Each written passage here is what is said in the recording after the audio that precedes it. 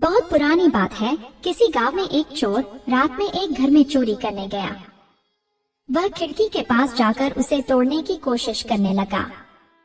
खिड़की कमजोर थी, इस कारण वह एक ही झटके में टूटकर उसके पैरों पर गिर पड़ी। चोर चीखता चिल्लाता वापस लौट आया।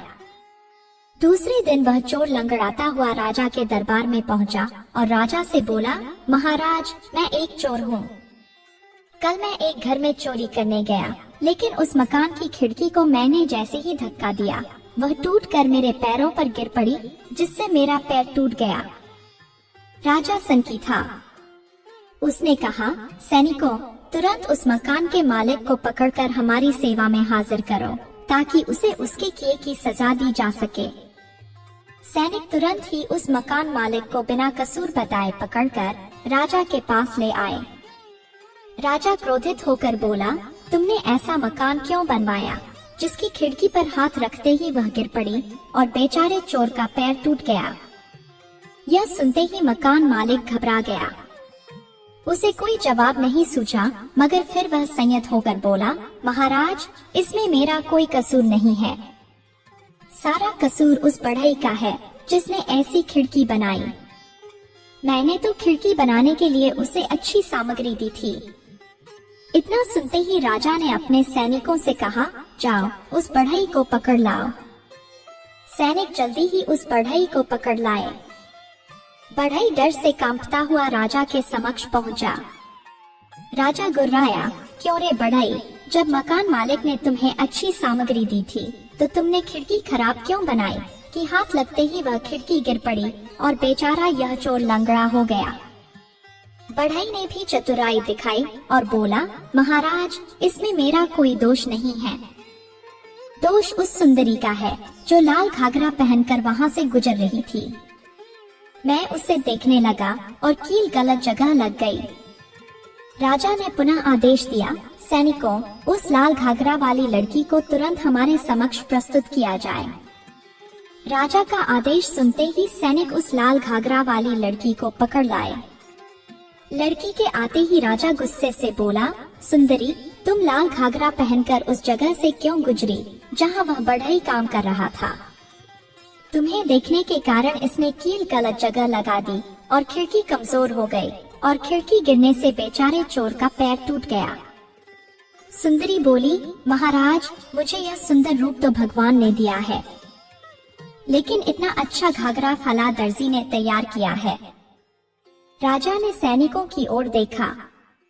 सैनिक समझ गए और तत्काल दर्जी को घसीटकर दरबार में ले आए। राजा ने दर्जी से कहा, तुमने इस सुंदरी के घाघरे को इतना अच्छा क्यों बना दिया कि लड़की की सुंदरता बढ़ गई। इस कारण बढ़ई उसे देखने लगा और उसकी कील गलत जगह लग गई। फलस्वरूप खिड़की कमजोर बन गई और वह चोर के छूते ही उसके ऊपर गिर गए, जिससे बेचारा चोर लंगड़ा हो गया। इसलिए तुम्हें फांसी की सजा दी जाती है। बेचारा दर्जी गिड़गिड़ाता रहा, लेकिन मूर्ख राजा न माना। सैनिक उसे फांसी गृह ले गए। सैनिकों ने देखा कि दर्जी काफी लंबा है और फांसी का दरवाजा छोटा है। फांसी पर लटकाने पर उसके पैर जमीन पर टिक जाते। इस कारण उसे फांसी के फंदे पर लटकाना कठिन था। वह राजा के पास गए और अपनी समस्या बताई। राजा सनकी तो था ही, बोला, हमारा फैसला अटल है। अगर यह दर्जी लंबा है तो किसी छोटे दर्जी को पकड़कर उसे फांसी दे दी जाए। यह सुनकर सैनिक एक छोटे दर्जी को पकड़ लाए। उस छोटे दर्जी के साथ उसके घर वाले और मोहल्ले वाले काफी लोग भी वहां पहुंच गए। जैसे ही सैनिक छोटे दर्जी को फांसी पर चढ़ाने लगे, तभी भीड़ में से एक आदमी बोला कि मुझे फांसी पर चढ़ना है, मुझे फांसी पर चढ़ा दो। तभी दूसरा और तीसरा यानी दर्जी के साथ आए सभी लोग कहने लगे कि हमें फांसी पर चढ़ा दो, हम फांसी पर चढ़ना चाहते हैं। यह सुनकर सैनिक दंग रह गए और जाकर सारी बात राजा को बताई। राजा स्वयं वहां आया और उन लोगों से पूछा कि आप लोग फांसी पर क्यों चढ़ना चाहते हो? तो सभी लोगों ने बताया कि महाराज, आज का दिन बहुत शुभ है, ऐसे योग हजारों सालों में एक बार ही बनते हैं। आज जो भी व्यक्ति फांसी पर चढ़ेगा वह मरेगा नहीं, बल्कि हमेशा के लिए अमर हो जाएगा। ऐसा सुनकर राजा ने कहा कि हम इस राज्य के राजा हैं, इसलिए सबसे पहले हम फांसी पर चढ़ेंगे। इतना कहकर वह स्वयं फांसी पर लटक गया और हमेशा के लिए अमर हो गया, यानी उसकी तस्वीर राज दरबार में लगा दी गई।